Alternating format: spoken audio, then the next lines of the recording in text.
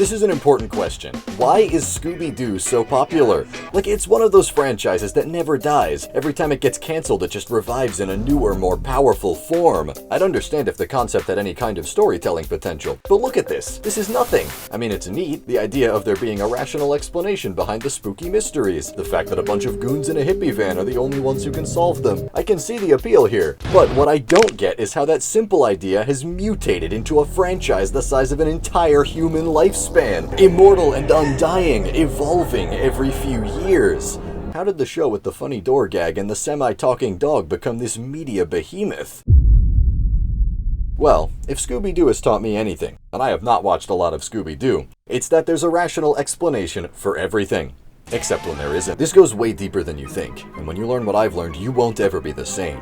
You'll never see the world the same way again. Like the sky?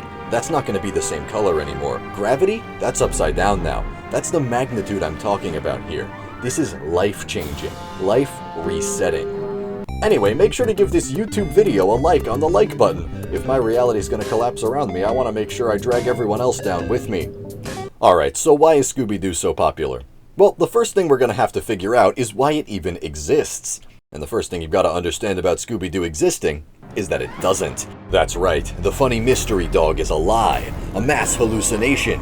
CIA experiments in the 1960s revealed that all human minds were connected to the same source, a mighty swarm intelligence operating at the most subtle levels of our psyche. These experiments would continue into future decades and eventually become Project Stargate.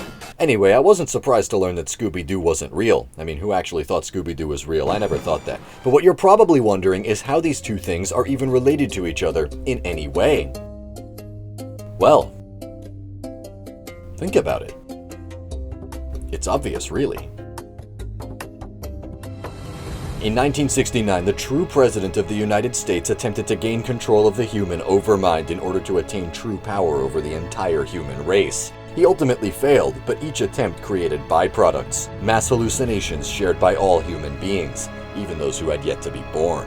These hallucinations took the form of things like Scooby-Doo, Scooby's All-Star Laugh Olympics, Scooby-Doo and Scrappy-Doo, Scooby-Doo Zombie Island, Shaggy and Scooby-Doo Get a Clue, and all other iterations. Each new reboot of the series is another attempt at world domination from this shadowy mastermind, and so far each attempt has failed. In fact, the entirety of Hanna-Barbera Studios is just a front, a facade built to hide this person's true operations. Think about it.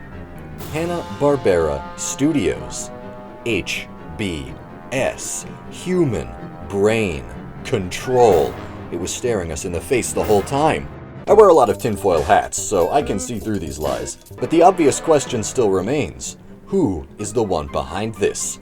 The true president of the United States. The man behind the mind control. The real CEO of Cartoon Network. This shadowy figure has been at the center of world politics for over 60 years and has operated in complete secrecy. But I have uncovered the truth.